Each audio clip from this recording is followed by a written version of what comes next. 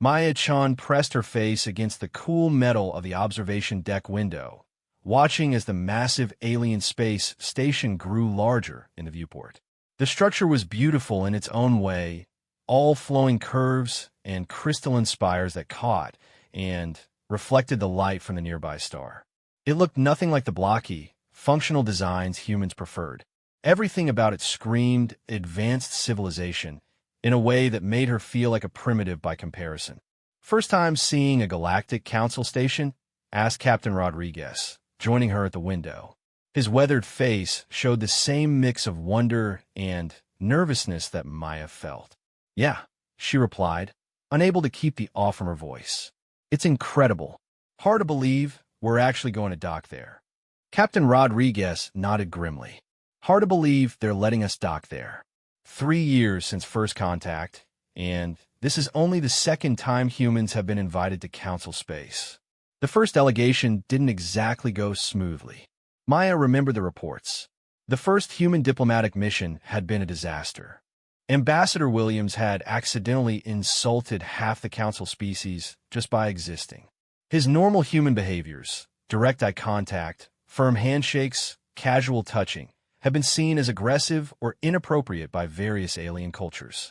The mission had ended early when Williams had tried to help a Zeolani delegate who had fallen, not knowing that physical contact without permission was considered assault in their culture. "That's why they're sending me instead of another diplomat," Maya said. "An anthropologist should be better at reading cultural cues and avoiding mistakes." "Let's hope so. Earth's membership application is riding on this mission. If we can't prove we can integrate peacefully with galactic society, they'll declare us too dangerous for contact and quarantine our entire system." The weight of responsibility settled on Maya's shoulders like a heavy blanket. She was 28 years old, fresh out of her doctoral program, and she held humanity's future in her hands. No pressure at all. The docking procedure took 2 hours. The alien technology was so advanced that their ship, humanity's most sophisticated vessel, looked like a rowboat next to a cruise liner. Maya spent the time reviewing her notes on the various council species, memorizing cultural taboos and appropriate greeting gestures. She had studied every piece of information available about galactic society, but she knew it wasn't enough. Real cultural immersion was different from reading about it in books. When the docking was complete, Maya gathered her belongings and made her way to the airlock. She had packed light, just a small bag with a few changes of clothes and her research materials. The council had been very specific about what humans were and weren't allowed to bring. No weapons, no recording devices, no technology that hadn't been pre-approved. They were being treated like potentially dangerous animals being allowed into a zoo. And Maya supposed that's exactly what they were. The airlock cycled through its sequence, and Maya stepped into her first alien environment. The corridor beyond was vast, with ceilings that soared at least 20 feet high. The air smelled different, cleaner somehow, with a faint floral scent that was probably artificial. The lighting was softer than what humans preferred, casting everything in a warm golden glow. A delegation was waiting for her. 3 aliens stood in the corridor, each representing a different species. Maya recognized them from her studies and felt a moment of pride that her preparation was paying off.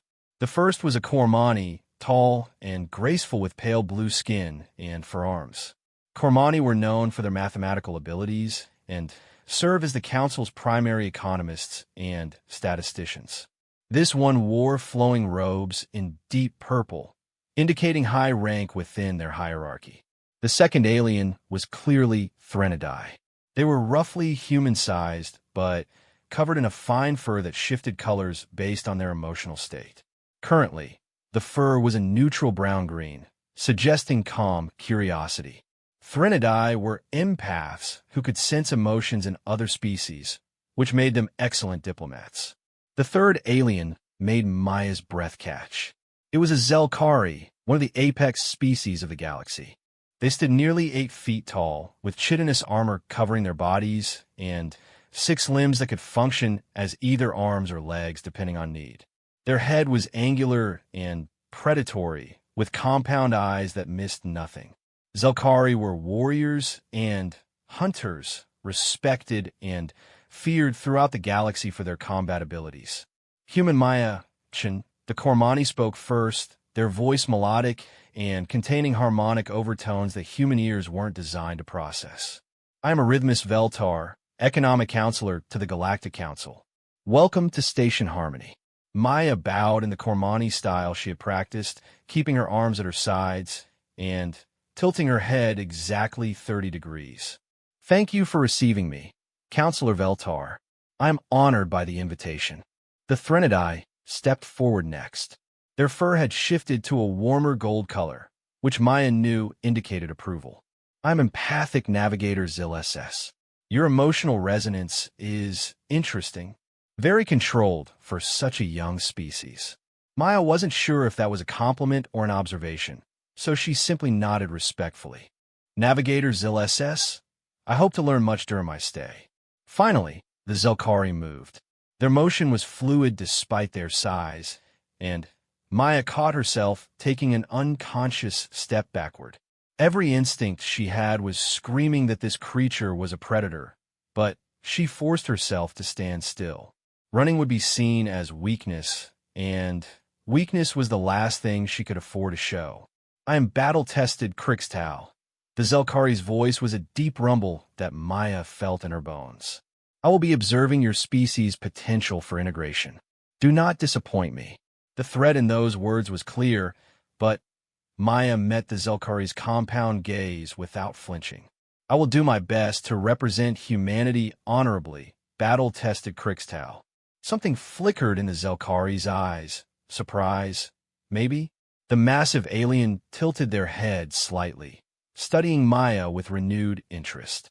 Your transport awaits, Veltar said, gesturing down the corridor with one of their forearms. We will escort you to your quarters first, then begin the integration assessment process. They walked through corridors that were clearly designed for multiple species. The ceilings were high enough to accommodate beings like the Zelkari, while grooved pathways in the floor allowed smaller species to navigate safely. Maya noticed environmental suits hanging at regular intervals. Apparently, the station maintained multiple atmospheric compositions simultaneously. Tell me about your world, Zil SS said as they walked.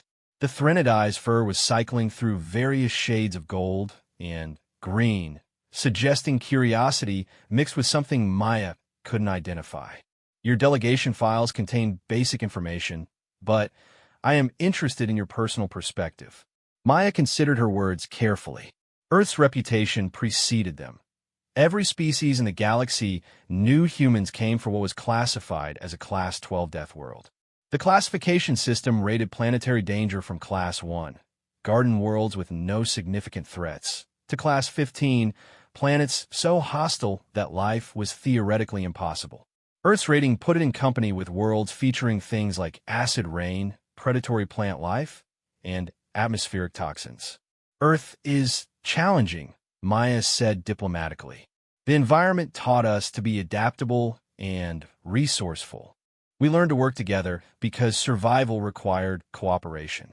Challenging, Crixtal repeated, and there was something like amusement in their rumbling voice. Yes, I have read the planetary surveys. Gravity 1.3 times galactic standard.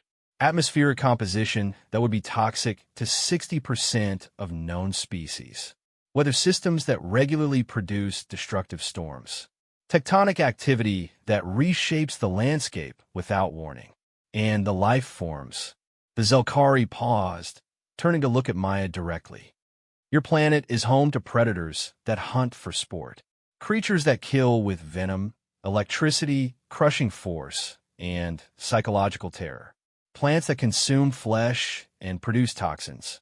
Even your microorganisms are aggressive. How did your species survive long enough to achieve sapience? We learn to be tougher than our environment, Maya said simply. Veltar made a sound that might have been the Cormani equivalent of nervous laughter. The preliminary biological scans of your species were concerning. Bone density 40% higher than galactic average. Muscle fiber efficiency rated as exceptional. cardiovascular system designed for sustained high-output activity, nervous system reaction times in the 95th percentile, and your psychological profiles. What about them?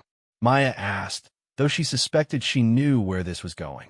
Your species exhibits traits that most council races associate with apex predators, Zil SS said gently. Their fur had shifted to a cautious blue-gray.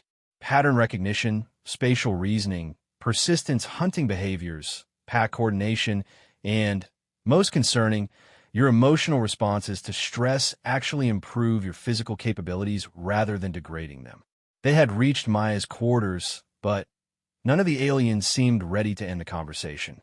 Maya realized this wasn't just casual chat. This was part of the assessment. Everything she said and did was being evaluated to determine if humans could be trusted to join galactic civilization. "I understand your concerns," Maya said carefully. "But those same traits that make us seem dangerous also make us valuable allies. Our persistence means we don't give up on problems that matter. Our pattern recognition helps us understand complex systems quickly. Our stress responses mean we perform better in crises, not worse." "Perhaps," Crixtal said. "But how do we know you will not turn those abilities against us?"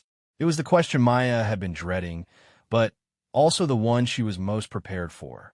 Because despite everything you've said about our world and our evolution, we still chose to reach for the stars in peace. We could have militarized our first contact protocols. We could have tried to take what we wanted by force. Instead, we sent diplomats and scientists. We asked to join your community, not conquer it. The three aliens exchanged glances, or the equivalent, given their various sensory organs. "Finally, Veltor Spuka. Your quarters are equipped with standard galactic amenities. You have access to the station's educational networks and recreational facilities. Tomorrow, you will begin formal assessments with representatives from each major council species. I suggest you rest well." As the delegation departed, Maya entered her assigned quarters and was surprised by how spacious they were. The room was clearly designed for multiple species, with adjustable lighting, atmosphere controls, and furniture that could be reconfigured for different body types. A large window provided a view of the galaxy beyond, stars scattered like diamonds against black velvet. Maya set down her bag and activated the room's information terminal. The interface was intuitive, designed for beings with various appendage types and sensory capabilities. She spent an hour familiarizing herself with the station's layout and protocols, then pulled up files on the species she would be meeting tomorrow. The Galactic Council consisted of 47 member species, but 12 were considered major races that held the most influence. Maya would be meeting with representatives from each of these groups over the next week. Each encounter would test different aspects of human psychology, sociology, and potential for integration. The Viridian Collective would test her logical reasoning and scientific understanding. The Ethereal Communion would evaluate her philosophical and spiritual perspectives. The Industrial Consortium would assess human economic potential and work ethics. And so on through the list, each species approaching the question of human membership from their own unique perspective. But underneath all the formal assessments, Maya knew there was a deeper question being asked. Were humans too dangerous to be allowed into galactic society? Every species in the Council came from worlds that were Class V or lower on the danger scale. Their evolution had been shaped by cooperation and peaceful competition, not by the constant life or death struggles that had forged humanity. A soft chime from the door interrupted her thoughts. Maya opened it to find a service robot waiting outside, carrying a tray of food. The meal was clearly designed for human dietary needs, proteins and carbohydrates from Earth-compatible sources, prepared in a style that looked almost familiar. "Compliments of empathic navigator Zil SS," the robot said in perfect English. "They sensed you were experiencing nutritional stress and thought you might prefer familiar flavors during your adjustment period." Maya accepted the tray with genuine gratitude. The thoughtfulness of the gesture struck her as significant. If the Threnodai empaths were already showing concern for her well-being, maybe humans weren't seen as quite the threat she had feared. The food was surprisingly good, though she couldn't identify most of the ingredients. As she ate, Maya reviewed her schedule for the following day. Her first meeting would be with the Viridian Collective at 0800 station time. The Viridians were silicon-based life forms that thought in mathematical concepts and communicated through complex geometric patterns.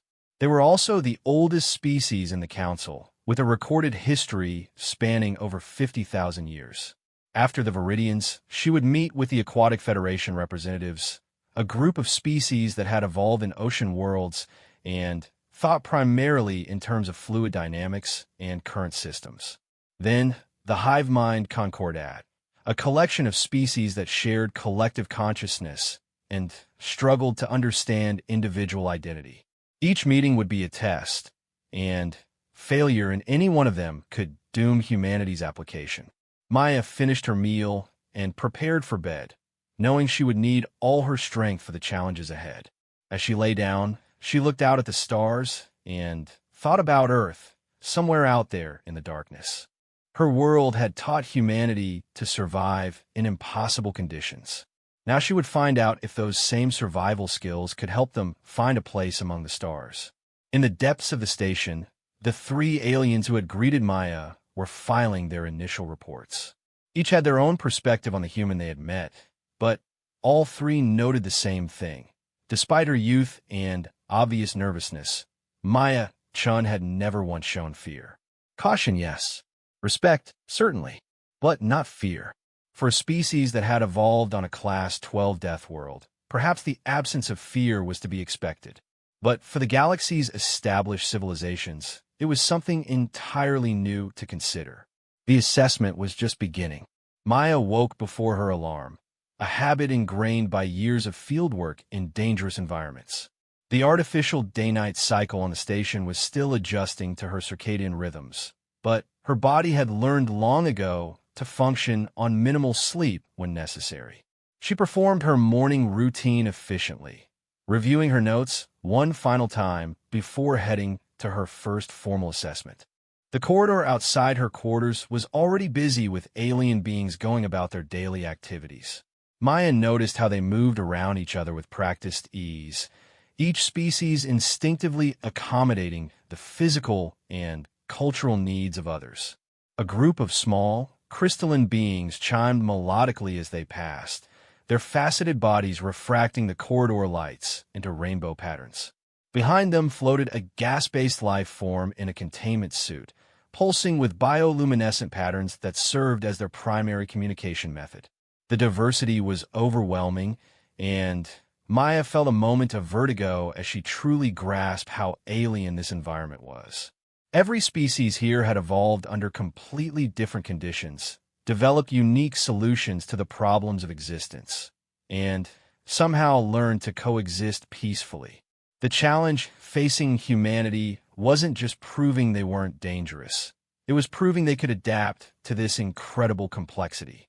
The Viridian Collective's meeting chamber was located in the station's mathematical quarter, where geometric patterns covered every surface, and the very architecture seemed to shift based on some underlying mathematical principles. Maya approached the entrance cautiously, not wanting to accidentally violate any cultural protocols. The door dilated open before she could announce herself, revealing a space that defied human understanding of geometry. The chamber appeared to be spherical, but Maya was walking on what felt like a flat surface while seeing curved walls that somehow connected in ways her brain couldn't process. Mathematical equations floated in the air as three-dimensional constructs, shifting and evolving in real time. Three Viridians waited in the center of the space, their silicon-based bodies resembling living crystal formations.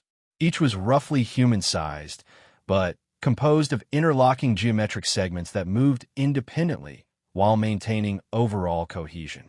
Their surfaces reflected light in patterns that Maya gradually realized was how they communicated, not through sound, but through visual mathematics. "Welcome, human Maya Chen."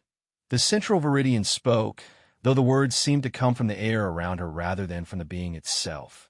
I am Prime Calculator Zephyr, 7, Alpha. We will assess your species' capacity for logical reasoning and mathematical comprehension. Maya bowed in what she hoped was an appropriate greeting. Thank you for receiving me, Prime Calculator. I am ready to begin. The patterns of light across the Viridian's bodies shifted, and suddenly, the floating equations around the room rearranged themselves into a configuration Maya recognized as a test scenario. Numbers and symbols hung in the air, waiting for her to manipulate them. Solve this, Zephyr, 7, Alpha commanded. Maya studied the problem.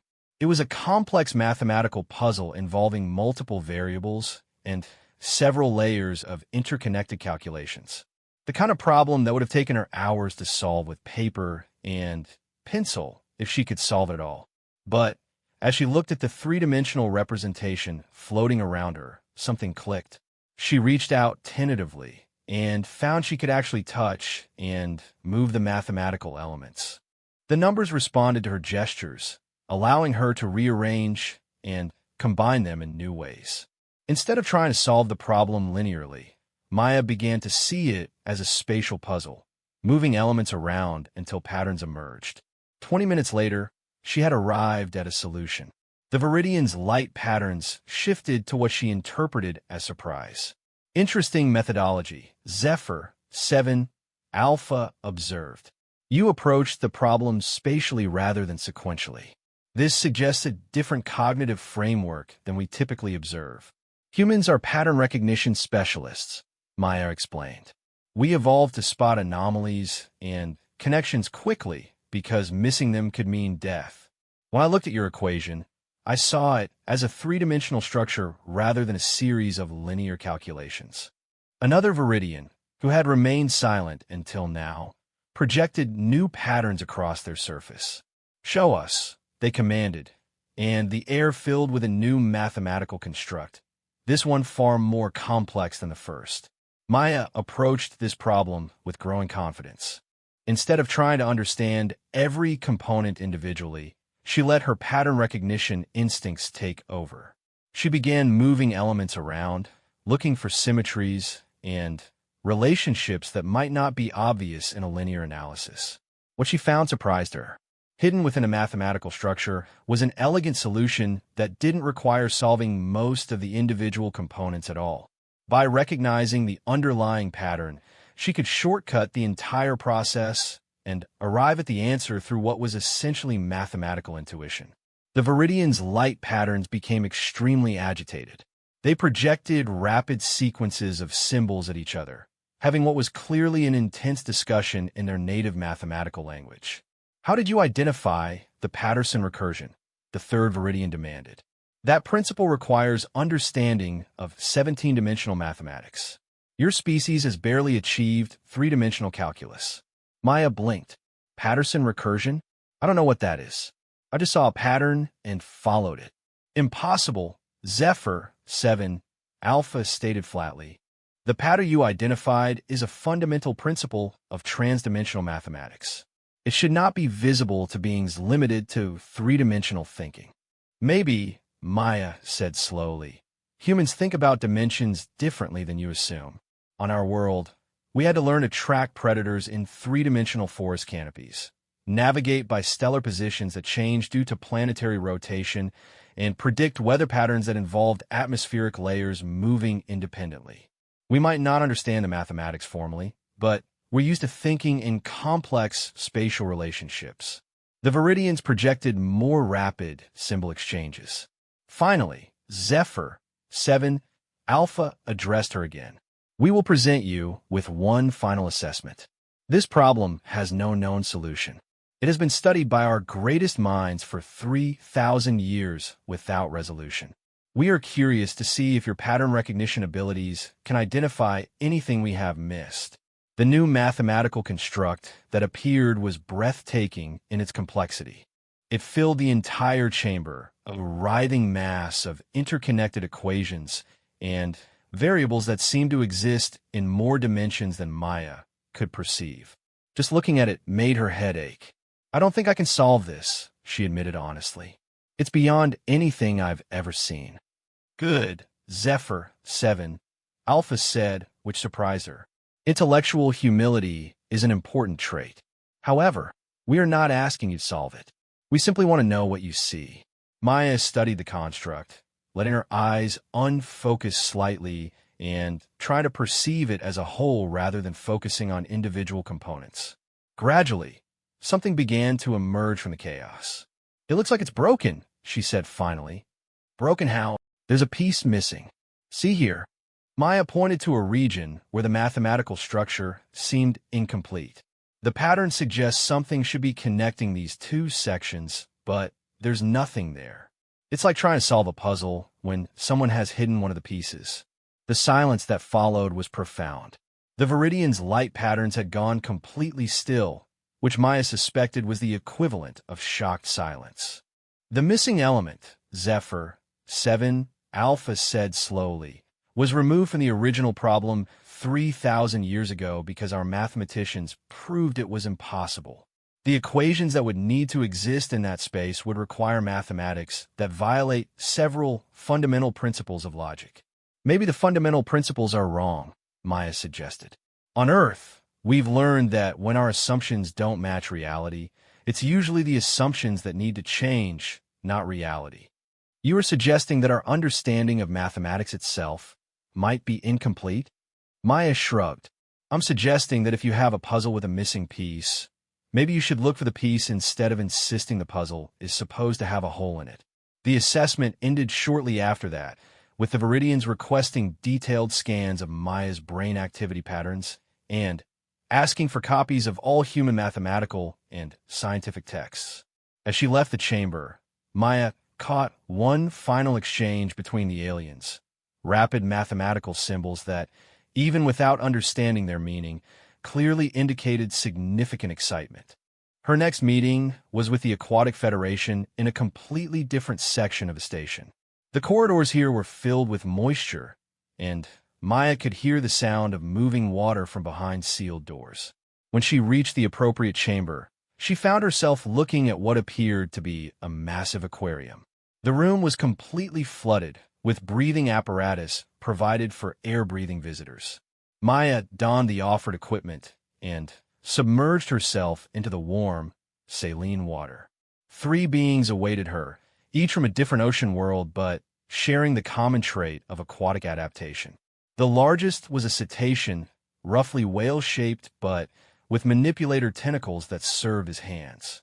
Their communication was partially sonic, and Maya felt the vibrations through the water as they spoke. The second being resembled a massive jellyfish, translucent and graceful, with bioluminescent patterns running across their bell-shaped body. The third was harder to categorize, a flowing, amorphous creature that seemed to shift between liquid and solid states. "Welcome to the depths, land dweller," the cetacean rumbled, their voice carrying harmonic overtones through the water. "I am Deep Singer Morvana. We will assess your species' capacity for fluid thinking and adaptive problem-solving." Maya had studied aquatic species psychology and knew that their thinking patterns were fundamentally different from land-based life forms. Aquatic beings thought in terms of currents and flows, three-dimensional movement, and environmental adaptation. Their problems would likely reflect these cognitive patterns. "Thank you for this opportunity, Deep Singer Morvana. I am honored to participate in your assessment." The jellyfish-like being pulsed with gentle light. "I am Current Rider Shimmer. Your species intrigues us. Most land dwellers think in rigid, linear patterns, but your physiological adaptations suggest greater flexibility." Maya wasn't sure what they meant by physiological adaptations until the third being spoke. Their forms shifted as they communicated, sometimes appearing solid, sometimes nearly liquid.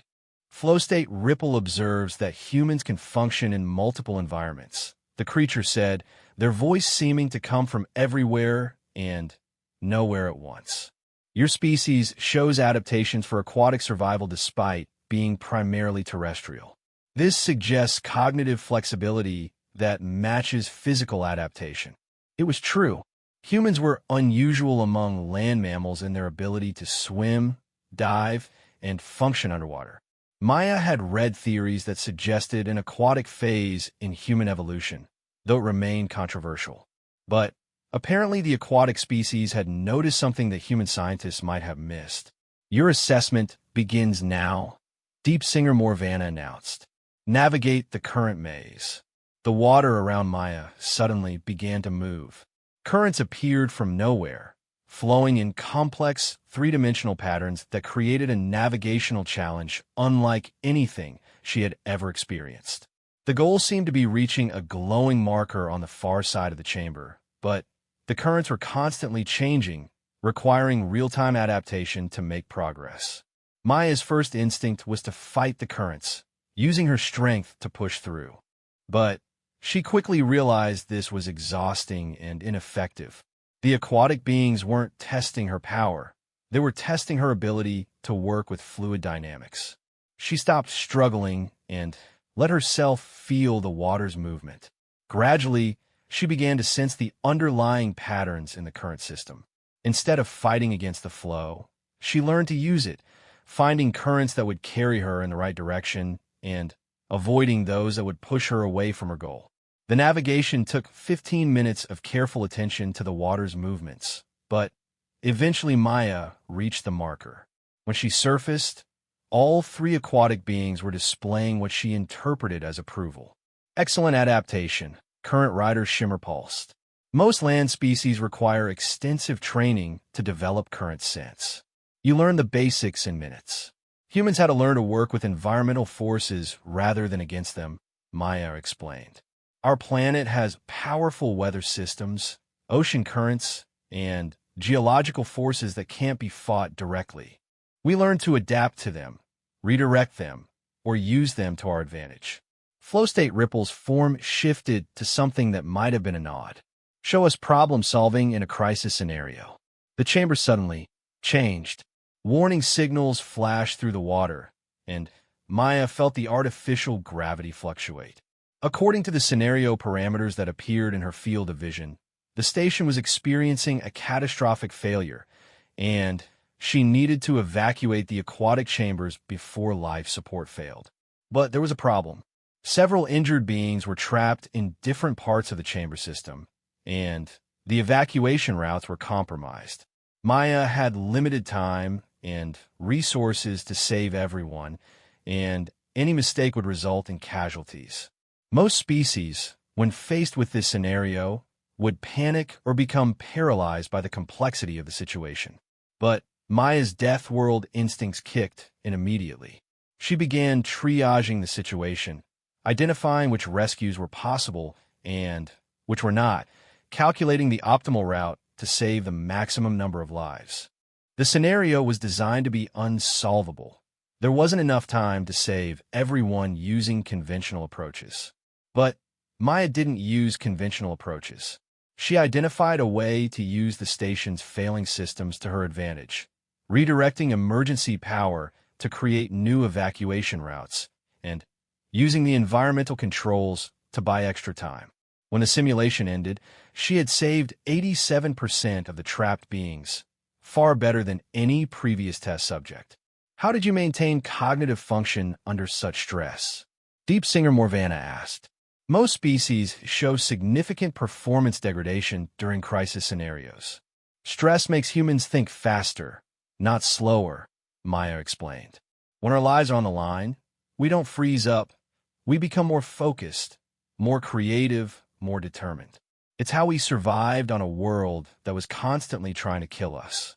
The aquatic assessment continued for another hour, with tests of spatial reasoning, resource management, and adaptive problem solving.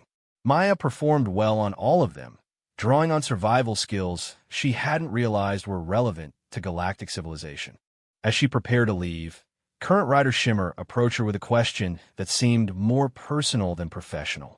Your species shows remarkable adaptability. The being said, their bioluminescent patterns shifting to what Maya interpreted as curiosity. But adaptability can be used for construction or destruction. How do we know humans will choose to build rather than tear down? It was a variation of the same question Crixtal had asked the day before, but phrased in a way that showed the aquatic species' particular concerns. They were builders of complex, delicate civilizations that could be easily disrupted by aggressive species.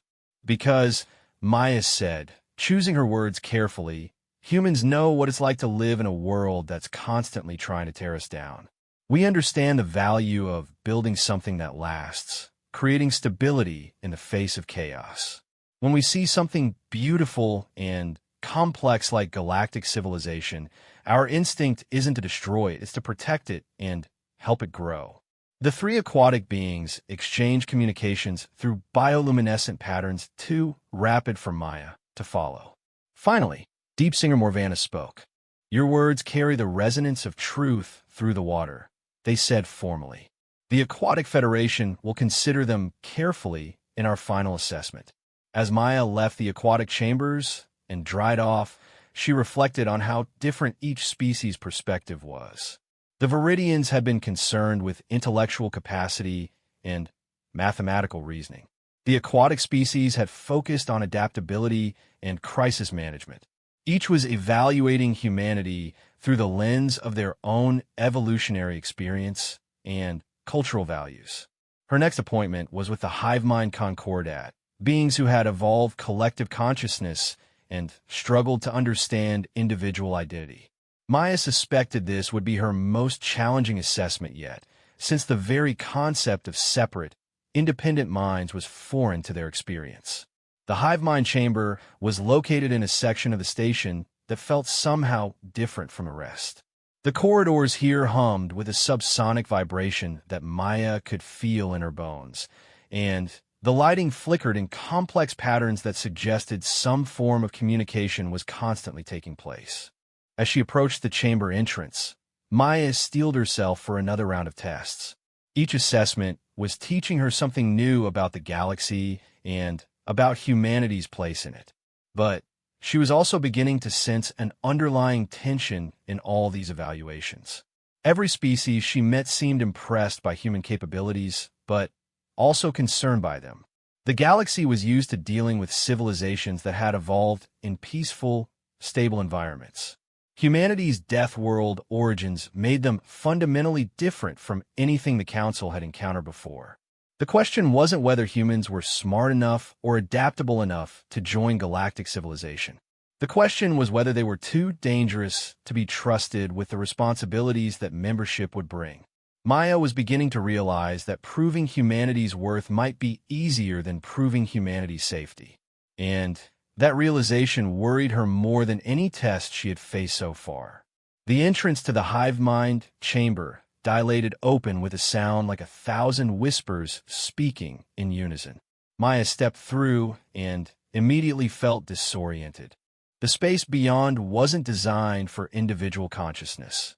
Every surface pulsed with synchronized patterns, creating an environment that seemed to exist for beings who thought as one. The chamber contained what appeared to be a single organism, but Maya knew from her studies that she was actually looking at thousands of individual beings functioning as one collective mind. The entity filled most of the available space, a writhing mass of interconnected neural tissue that sparkled with electrical activity. Smaller mobile units moved independently around the room, while remaining connected to the main body through gossamer thin neural fibers. Individual mind Maya, Chen. The collective spoke, its voice emanating from multiple sources simultaneously, creating an unsettling harmony. We are convergent state 1000 as one. Your singular existence puzzles us greatly. Maya bowed carefully, uncertain of the appropriate protocol for greeting a collective consciousness. Thank you for agreeing to assess me. Convergent state 1000 as one. I understand that individual consciousness may be difficult for you to evaluate. Difficult, yes, but necessary. Your species claims to achieve cooperation despite maintaining separate minds. This seems paradoxical.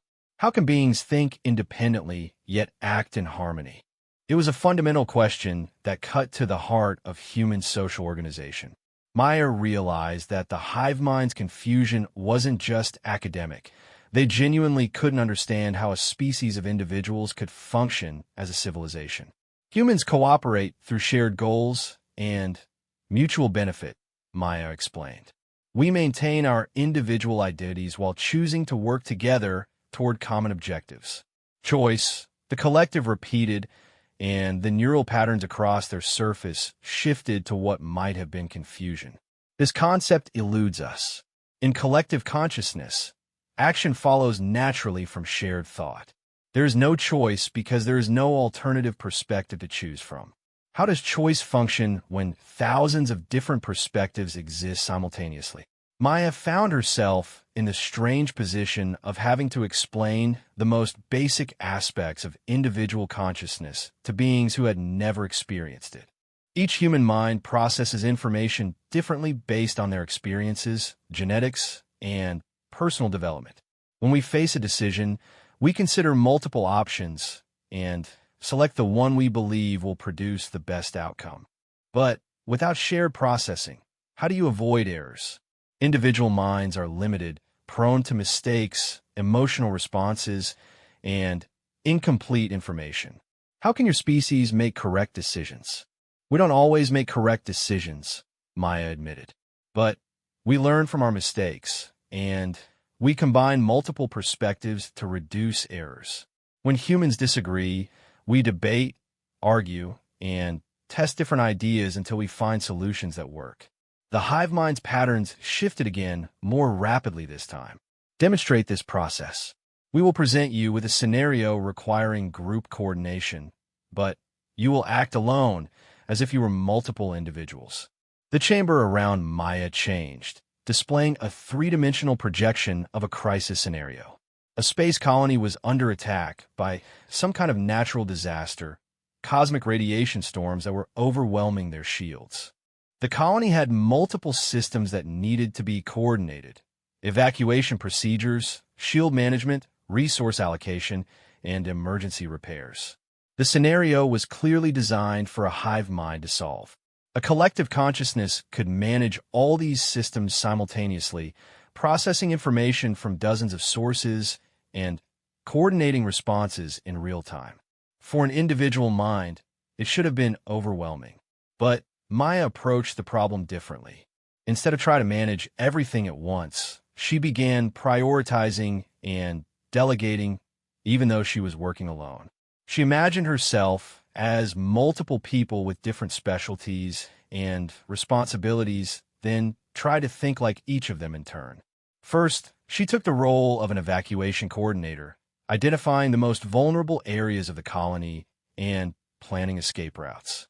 Then, she switched perspectives to become a shield technician, analyzing the radiation patterns and adjusting defensive systems. Next, she became a resource manager, calculating what supplies would be needed and where they could be found. Each time she switched roles, she maintained awareness of what the other specialists were doing, looking for conflicts and opportunities for coordination. It was mentally exhausting, but Maya found herself able to manage the crisis by rapidly shifting between different cognitive frameworks. When the simulation ended, she had successfully saved the colony and most of its inhabitants. The hive mind's patterns had become extremely agitated during her performance, cycling through configurations that suggested intense analysis. Impossible methodology, the collective finally declared. You functioned as if multiple minds occupied one body. Your neural activity showed discrete processing patterns consistent with different individuals, yet maintained coherent coordination between perspectives. Maya wiped sweat from her forehead, realizing how mentally draining the exercise had been. Humans learn to think from multiple viewpoints as part of our development. We call it empathy, the ability to understand how others think and feel. In crisis situations, we can use that skill to anticipate what different specialists would do, even if we're not specialists ourselves. Empathy, the hive mind repeated. This concept appears in your files, but we assumed it was a primitive emotional response. You are suggesting it functions as a form of limited collective consciousness. Maybe, Maya said thoughtfully. We don't share thoughts directly, but we can predict and understand each other's thinking patterns. It allows us to coordinate without losing our individual identities. The collective's patterns shifted to a new configuration. We will test this empathy function more directly. You will be shown recordings of interactions between unknown species. Determine their emotional states, motivations, and likely future actions. A series of recordings began playing around Maya, showing aliens she had never encountered before. Some were clearly arguing, others appeared to be negotiating, and a few seemed to be engaged in social bonding behaviors. The challenge was reading the emotional and social dynamics without any prior knowledge of the species involved. Maya found herself drawing on skills she had developed as an anthropologist, but also on deeper human instincts for reading social situations. Body language, vocal patterns, spatial relationships, and interaction timing all provided clues about what was happening in each recording. For the first recording, she identified a dominance dispute between two members of a pack-based species. The second showed a mating ritual disguised as competitive behavior. The third revealed a complex negotiation where the real communication was happening through symbolic gestures rather than direct speech. After each analysis, the hive mind would confirm or correct her interpretations. Maya's accuracy rate was remarkably high, over 90% correct in identifying the underlying emotional and social dynamics. Your species processes social information with efficiency approaching collective consciousness levels, the hive mind observed. Yet you maintain individual identity throughout the process. This suggests a hybrid cognitive architecture that we have never encountered. Human survival depended on understanding group dynamics, Maya explained. We lived in small tribes where misreading social situations could lead to exile or death. We had to learn to predict how others would behave, what they were thinking, and how to influence group decisions. But this creates a paradox, the collective said, their patterns shifting to what Maya was learning to recognize as perplexity. Individual minds seeking personal advantage should create conflict and instability. How does your species achieve large-scale cooperation when each mind pursues separate goals? It was perhaps the most important question Maya had been asked, and she knew her answer would heavily influence the assessment. She thought carefully before responding, because humans learned that our individual success depends on group success. In a dangerous environment, no one survives alone. We develop social instincts that make us feel good when we help others and bad when we harm the group. Our individual goals naturally align with collective welfare. Show us, the hive mind commanded. A new scenario appeared, not a crisis this time, but a resource distribution challenge. Maya was given control of a small human settlement and told to allocate limited resources among the population. The twist was that she could give herself and her family preferential treatment without any consequences. Maya studied the scenario carefully. From a purely rational perspective, she should prioritize her own group's needs first. But as she began making allocation decisions, she found herself naturally balancing individual needs against collective welfare. When faced with a choice between giving her family extra food or ensuring the settlement's children were properly fed, she chose the children without hesitation. The hive mind's patterns became extremely complex. You sacrificed personal advantage for the benefit of unrelated individuals. This behavior contradicts individual survival optimization. Why did you choose group welfare over family welfare? Maya realized she had just demonstrated something fundamental about human nature that might be unique in the galaxy. Because hungry children represent a threat to the entire settlement's future. And because humans evolved to feel emotional pain when children suffer, regardless of whose children they are. Our survival instincts include protecting the next generation, even at personal cost. Emotional pain from others' suffering, the collective mused. This empathy function extends beyond social coordination into actual shared emotional experience. Yes, Maya said, beginning to understand why this was so significant. We feel each other's emotions to some degree, not as intensely as our own, and not through direct neural connection like your species, but enough to make others' welfare personally important to us. The assessment continued for another 2 hours, with the hive mind exploring different aspects of human psychology and social organization. They seemed particularly fascinated by concepts like individual privacy, personal relationships, and the human capacity for both cooperation and competition. Finally, the collective patterns settled into a stable configuration that Maya interpreted as conclusion. Your species represents a cognitive architecture that should not be possible, they declared. Individual minds that function partially as a collective, maintaining separate identities while sharing emotional and social responses. This hybrid consciousness is unprecedented in galactic records. Is that good or bad for humanity's application? Maya asked. Unknown. Your cognitive architecture provides advantages we had not anticipated. Rapid adaptation, creative problem solving, and efficient social coordination without loss of individual initiative. But it also creates unpredictability. Collective minds are stable and predictable.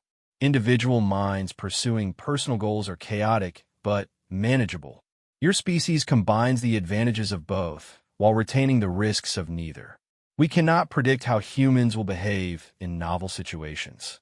As Maya prepared to leave, she realized that each assessment was revealing something unexpected about humanity.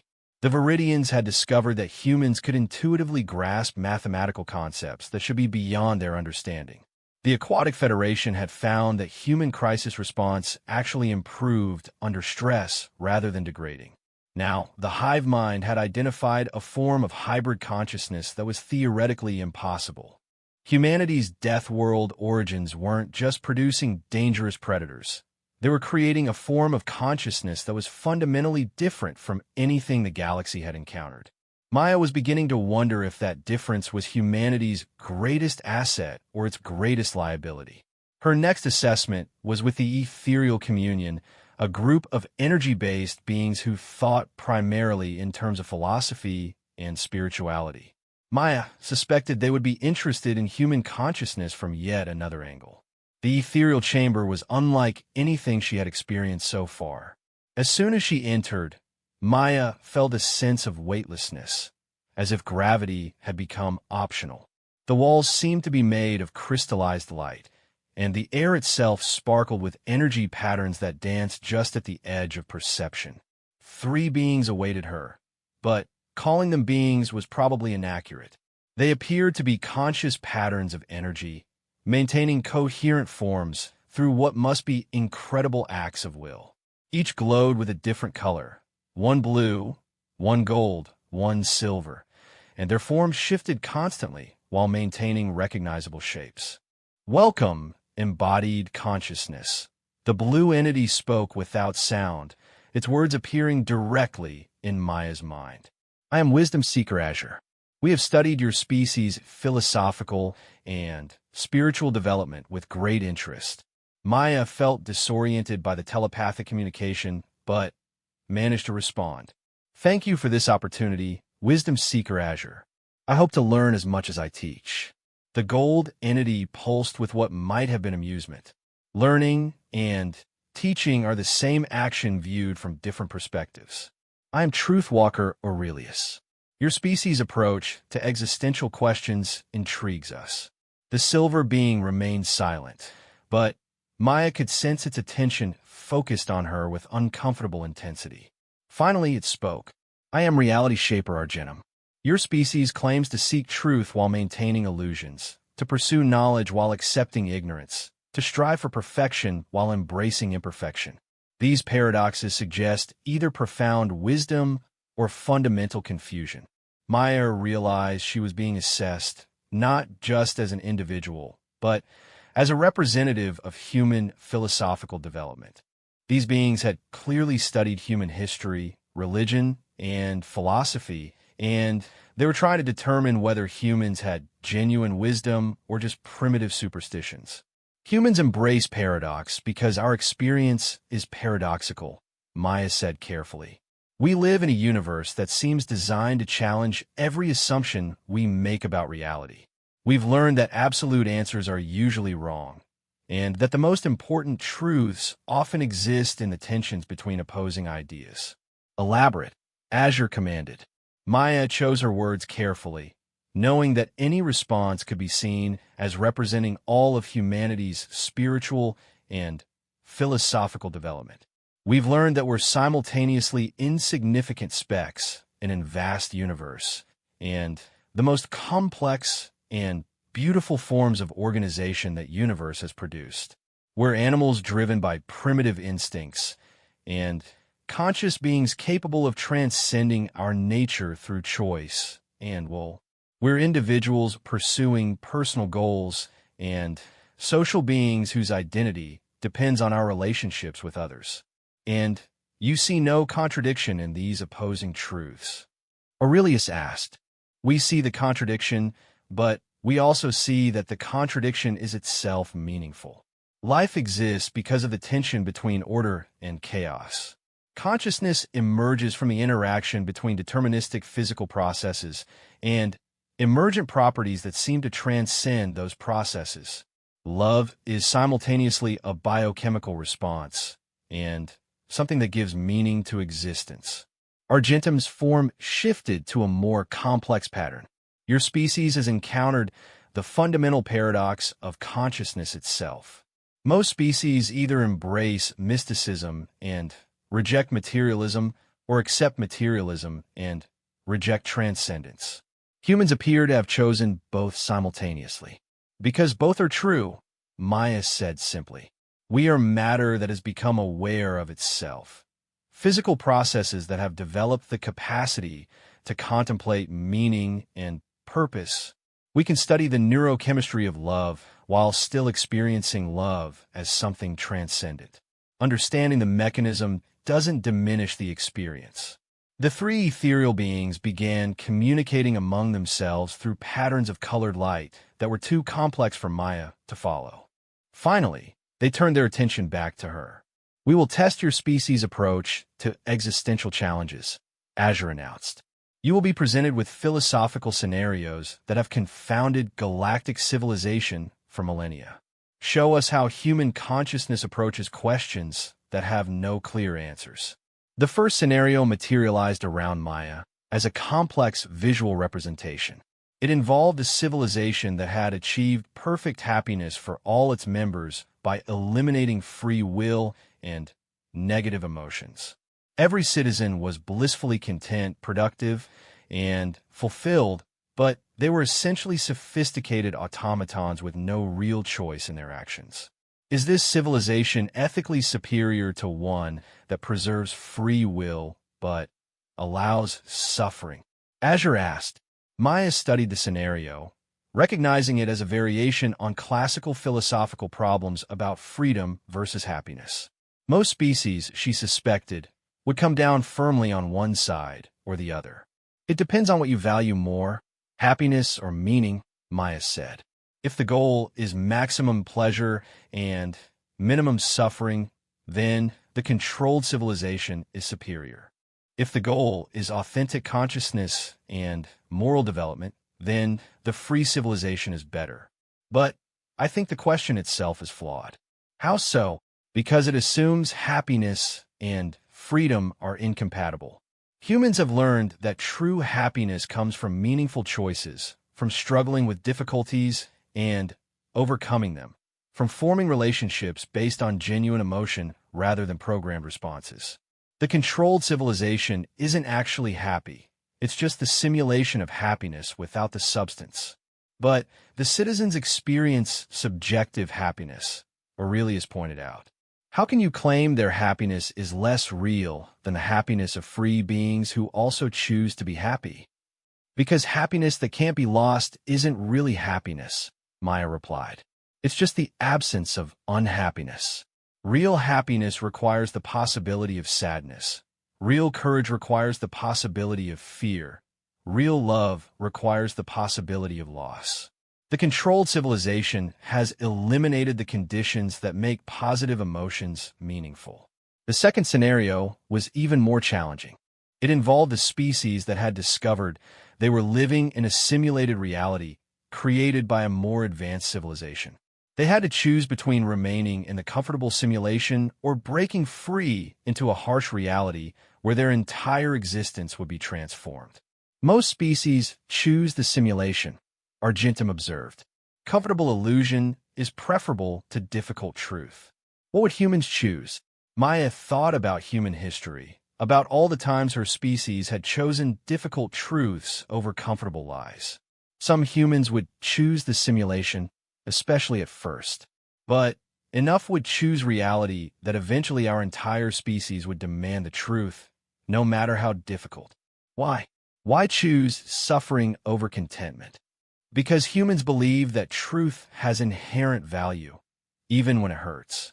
We've learned that illusions always collapse eventually, and the longer you maintain them, the more painful the collapse becomes.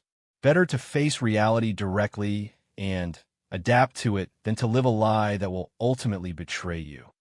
The assessments continued, touching on questions of consciousness, mortality, meaning, and the nature of existence itself. Maya found herself representing not just human intelligence or adaptability, but human wisdom, the accumulated insights of a species that had been forced to confront difficult questions about life and reality. When the evaluation finally ended, the three ethereal beings conferred among themselves for several minutes before addressing her again.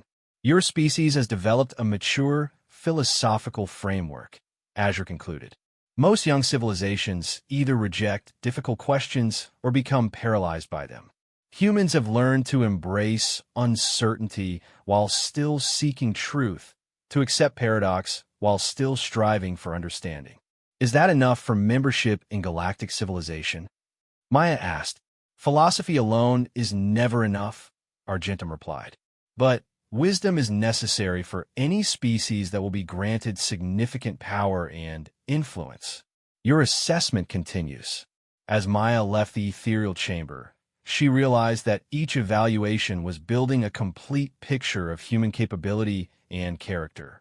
Intelligence, adaptability, consciousness, and wisdom, all necessary components of a species capable of joining galactic civilization. But she was also beginning to sense an underlying concern that ran through all these assessments. Every species she met seemed impressed by human capabilities, but also worried about their implications. Humans weren't just qualified for membership. They were potentially overqualified, capable of changes and developments that might threaten the stability of galactic civilization itself. Maya was starting to wonder if humanity's greatest challenge wouldn't be proving they were good enough to join a galaxy, but proving they could be trusted with the power that membership would bring. Maya's third day on the station began with an emergency alert. The soft chimes that normally woke residents were replaced by urgent harmonics that had her instantly alert, despite having gone to bed only 5 hours earlier. Her Deathworld-trained reflexes kicked in immediately. Assess the threat, identify escape routes, prepare for action. The alert was transmitted directly to her room's communication system. All residents remain in quarters. Station experiencing class to emergency. Updates to follow. Maya ignored the instruction. Every instinct she possessed told her that remaining passive during a crisis was a recipe for disaster. She dressed quickly and stepped into the corridor to assess the situation firsthand. The station's usual calm atmosphere had been replaced by controlled urgency. Emergency lighting cast everything in a red glow, and the normally diverse mix of species was nowhere to be seen. Most aliens were apparently following instructions to remain in their quarters. But Maya could hear sounds of activity from deeper in the station, mechanical grinding, rapid movement, and what might have been shouted communications in various alien languages. She made her way toward the source of the commotion, using her knowledge of the station's layout to navigate through sections that were clearly off-limits to visitors. Her anthropological training had taught her that understanding a culture meant observing how they behaved during stress, not just during formal interactions. What she found surprised her. The station's central core was a massive mechanical complex that she hadn't known existed. Enormous crystalline structures rotated slowly around a central axis, generating the artificial gravity and maintaining the station's various environmental systems. And something was clearly wrong with it. Several of the crystal formations were cracked, their rotation becoming increasingly erratic.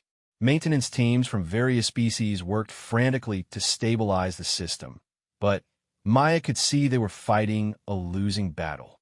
The damage was spreading faster than they could repair it.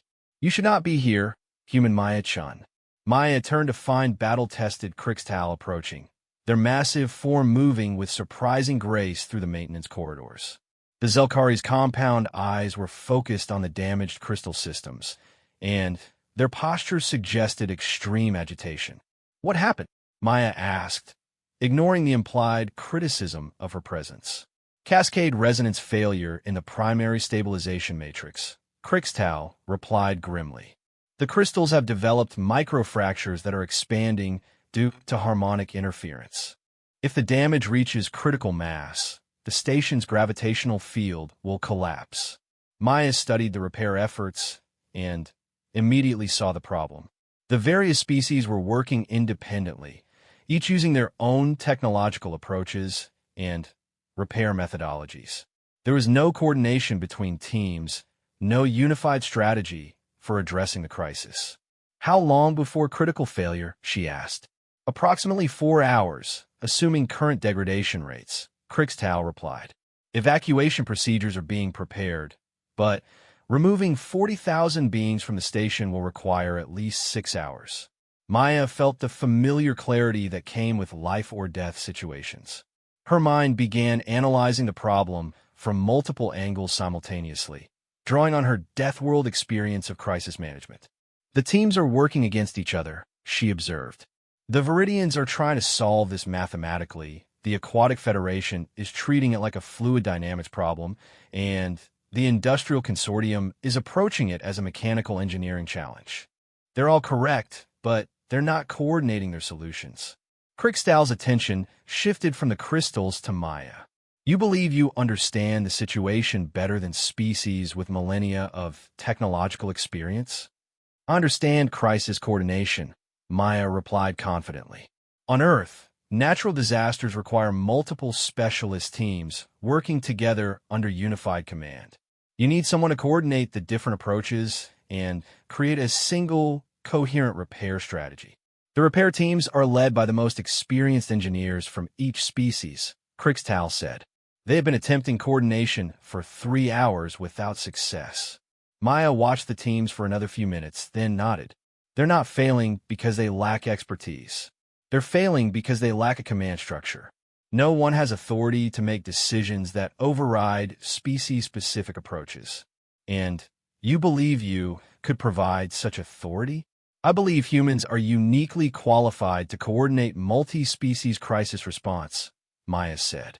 "We've evolved to function in rapidly changing environments where survival depends on adapting quickly to new information and changing strategies on the fly."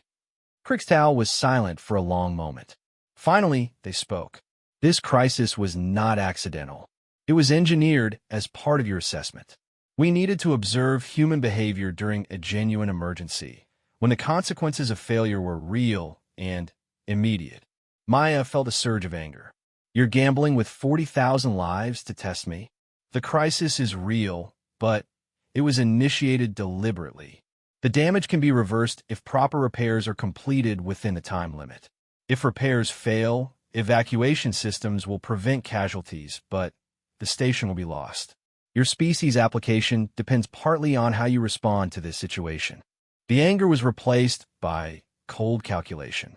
This was the real test, not academic exercises or philosophical discussions, but actual crisis leadership under impossible conditions. Maya nodded grimly. "Then, let me coordinate the repair effort. You have no authority over galactic citizens. I have authority if you give it to me. Declare a crisis command situation and temporarily grant me operational control over the repair teams." Krixtal's compound eyes studied Maya intently. You would accept responsibility for the lives of 40,000 beings, the loss of a critical galactic infrastructure, and the success or failure of your species membership application. Maya thought of Earth, somewhere in the darkness beyond the station's hull. She thought of humanity's future among the stars, and of the price of failure. Yes, the authorization took 15 minutes to process through galactic bureaucracy, even in a crisis situation.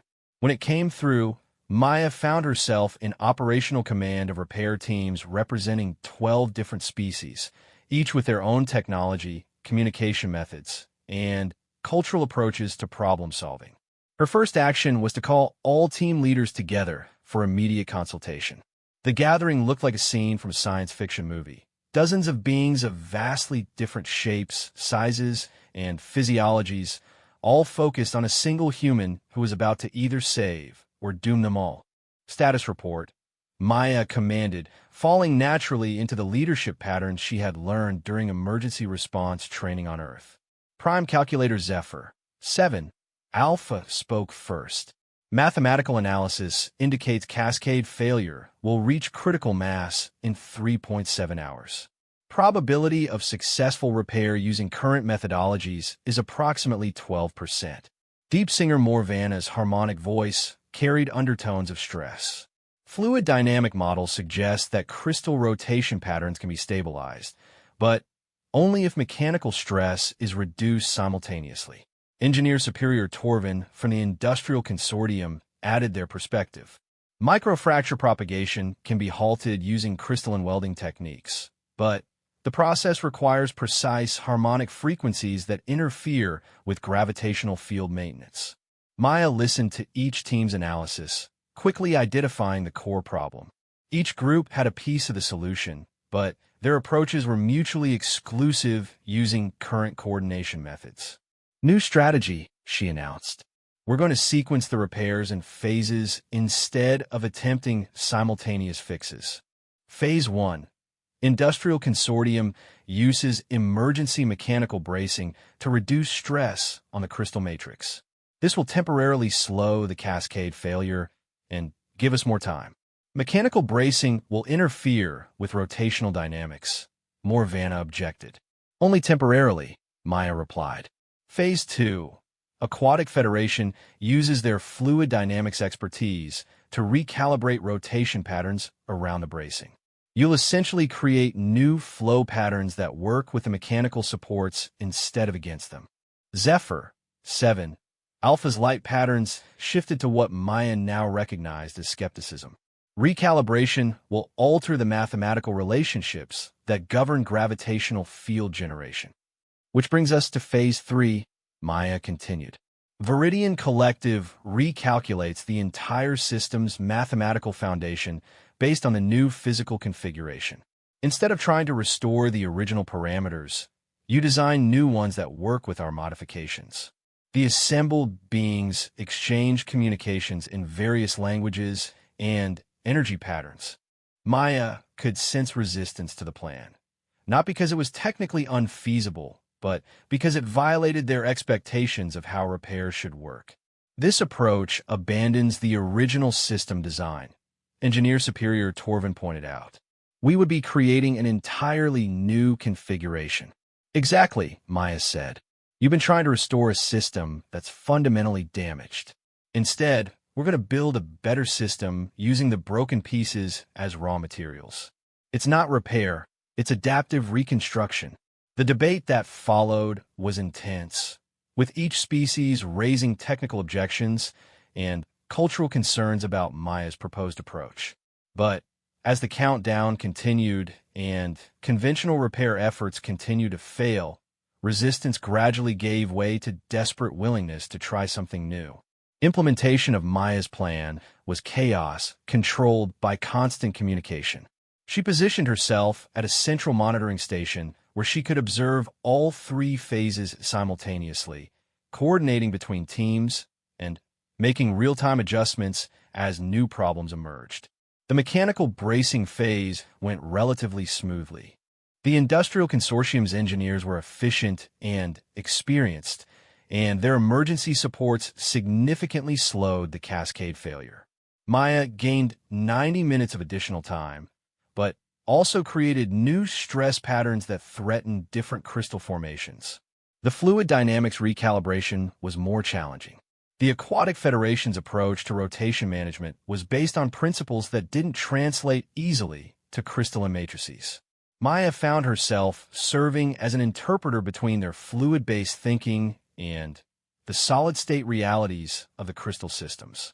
Think of the crystals as rivers, she suggested during one particularly difficult moment. The cracks are like dams that disrupt natural flow patterns. We're not trying to remove the dams. We're trying to create new channels that work around them. The breakthrough came when deep singer Morvana realized that crystal vibrations could be treated like water currents, with harmonic frequencies serving as the equivalent of flow rates and directional vectors. Within an hour, they had established new rotation patterns that actually improved system stability over the original design. The mathematical recalculation phase was the most complex. The Viridians had to essentially reinvent the theoretical foundation of the station's gravitational systems, while those systems were still operating. It was like rebuilding an aircraft's engines while in flight. Maya's role shifted from coordinator to translator as she helped the mathematical team understand the practical constraints imposed by the mechanical and fluid dynamic modifications. Her pattern recognition abilities proved crucial in identifying mathematical relationships that weren't obvious from traditional analytical approaches. The new configuration is actually more efficient than the original. Zephyr 7 Alpha announced with something like amazement. Gravitational field generation has improved by 8%, and system stability is significantly enhanced. When the repairs were finally complete, the station's crystal matrix was rotating in patterns that bore little resemblance to the original design. But it was working better than it ever had, and the cascade failure had been not just halted, but permanently prevented. Maya collapsed into a chair, exhausted by 6 hours of constant crisis management. Around her, the repair teams were celebrating in their various species' traditional ways. Harmonic singing from the aquatic beings, complex light patterns from the Viridians, and enthusiastic mechanical percussion from the Industrial Consortium. Impressive performance, Human Maya, Chun, Crixtal said, approaching her station. You successfully coordinated 12 species using methodologies none of them had encountered before. Is that good enough? Maya asked wearily. The crisis management capability you demonstrated is unprecedented, the Zelkari replied. No galactic species has ever shown the ability to rapidly integrate multiple technological and cultural approaches during emergency situations. Your performance suggests that humans could serve as effective coordinators for interspecies projects and crisis response. Maya looked up at the massive alien. But the same capabilities that make humans effective coordinators also make them potential threats to established systems. Your solution to this crisis involved abandoning established procedures and implementing entirely new approaches. Such adaptability is valuable during emergencies, but potentially destabilizing during normal operations. It was the same underlying concern Maya had sensed throughout her assessments. Human capabilities were impressive, but they were also disruptive. The galaxy was used to stable, predictable civilizations that changed slowly and followed established patterns. Humanity's rapid adaptability and willingness to abandon unsuccessful approaches could be seen as either an asset or a threat. How many more tests? Maya asked. 2 major assessments remain, Crixtal replied. Tomorrow you will meet with the Military Council to evaluate human combat capabilities and strategic thinking.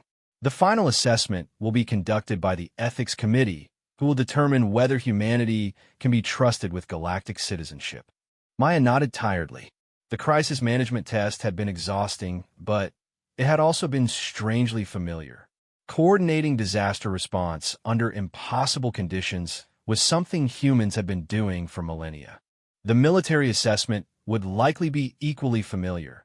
Humans had unfortunately extensive experience with warfare and conflict resolution. It was the ethics assessment that worried her.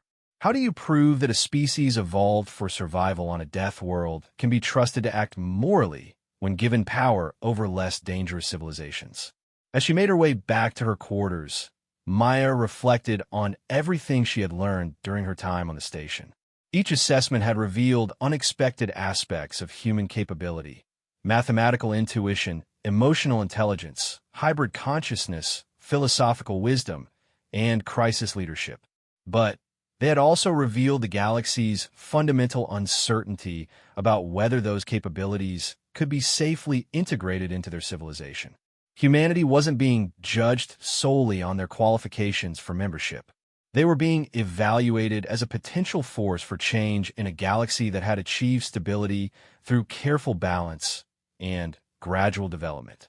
The question wasn't whether humans deserved to join galactic civilization. It was whether galactic civilization could survive human membership. Maya fell asleep that night, knowing that the next 2 days would determine not just humanity's future among the stars, but potentially the future of every species in the galaxy. The responsibility was overwhelming, but it was also oddly familiar. After all, on a death world, the stakes were always life or death. Maya's 4th day began with a summons to the station's military quarter, a section she hadn't known existed until now. As she followed the guide through increasingly secure corridors, she noticed the change in atmosphere. Gone were the flowing curves and artistic displays of the civilian areas, replaced by functional architecture that spoke of serious purpose. The military council chamber was stark and intimidating, clearly designed for beings accustomed to making life and death decisions. Representatives from 5 major military species sat in a semicircle around a central analysis area. Each was a master of warfare in their own evolutionary niche, collectively representing thousands of years of tactical and strategic experience. General Prime Vorthak dominated the space, a 12-foot-tall insectoid being whose species had evolved from colonial predators. Their chitinous armor was scarred from actual combat, and their multiple eyes tracked every movement in the room with predatory precision. They commanded the galaxy's rapid response forces. Admiral Coordinator Thesha represented the void-adapted species that controlled space-based military operations. Her elongated form and pale, translucent skin spoke of evolution in zero-gravity environments, while her augmented nervous system allowed her to process multiple information streams simultaneously during fleet operations. War Architect Demos was perhaps the most unsettling presence in the room. Their species had evolved on a world where survival required constant strategic planning, creating beings that thought in terms of century-long conflicts and multi-generational tactical development. They rarely spoke, but their influence on galactic military doctrine was profound. Commander Elite Zara represented the defensive specialists, beings whose evolution had focused on protection and fortification rather than aggression. Their thick, crystalline hide could stop most known weapons, and their species had never lost a defensive engagement in recorded history. Finally, there was Tactician Supreme Korin, representing the species that served as the galaxy's military advisors and strategic coordinators. They were smaller than the others, but their reputation for analytical brilliance made them the intellectual leader of any military planning session. Human Maya, Chen. General Prime Vorthak's voice was like grinding metal. Your species' military history is concerning. Maya had expected this. Humanity's violent past was well documented, and compared to most galactic species, humans appeared almost pathologically aggressive. I understand your concerns, General Prime. Humans have indeed experienced significant conflict throughout our history. Significant conflict is an understatement. Admiral Coordinator Thesha interjected, her voice carrying harmonic overtones that suggested barely contained alarm. Your species has conducted warfare continuously for over 5,000 years. Most galactic civilizations experience perhaps a dozen military conflicts during their entire development to spaceflight capability. War Architect Demos spoke for the first time, their voice carrying the weight of deep analysis. Human military doctrine shows innovation rates that exceed galactic standards by several orders of magnitude. Weapon development, tactical evolution, strategic adaptation. Your species treats warfare as a rapidly evolving science rather than a static tradition. Maya realized she was facing the galaxy's greatest military minds, beings who understood warfare at levels that human generals could barely comprehend. But she also realized that their understanding was based on their own evolutionary experience, which might not apply to humans at all. May I ask about your species' military histories? Maya said carefully. Explain your question. Commander Elite Zara rumbled. How many wars have your respective species fought? The 5 military leaders exchanged glances. Finally, Tactician Supreme Korn answered. The Vorthak hegemony has engaged in 17 conflicts over the past 3 millennia, mostly territorial disputes with neighboring systems. The Theshan fleet has fought 9 defensive actions against space-based threats. The Demos Collective has planned strategies for 43 conflicts, though most were resolved through deterrence rather than actual combat. The Zaran Defense Forces have repelled 6 invasions over 5,000 years. My own species has served as strategic advisors in 62 conflicts across the galaxy. Maya did quick calculations and felt her heart sink. Collectively, these 5 species have been involved in perhaps 140 military conflicts over thousands of years. Humanity had fought more wars in the 20th century alone than all of them combined across their entire histories. Your species, General Prime Vorthak, continued, shows evidence of over 14,000 distinct military conflicts during the same period. How do you explain this level of violence? Maya took a deep breath. This was the moment she had been dreading, but also the one she was most prepared for. Because we come from a world that required constant warfare just to survive, she said simply. Not warfare against other intelligent species, but against our environment itself. Elaborata va Architect Demos commanded. Earth didn't just have dangerous predators and hostile weather, Maya explained. It had disasters that could wipe out entire civilizations with no warning. Volcanic eruptions that changed global climate patterns, earthquakes that reshaped continents, asteroid impacts, ice ages, disease pandemics that killed millions in months. Humans had to learn to fight for survival against forces that made our worst enemies look trivial by comparison. You are suggesting that human warfare is adaptation to environmental rather than social pressures? Admiral Coordinator Thesha asked. I'm suggesting that humans learned to treat survival as a war against entropy itself, Maya replied. We developed military thinking because military thinking was the only way to survive.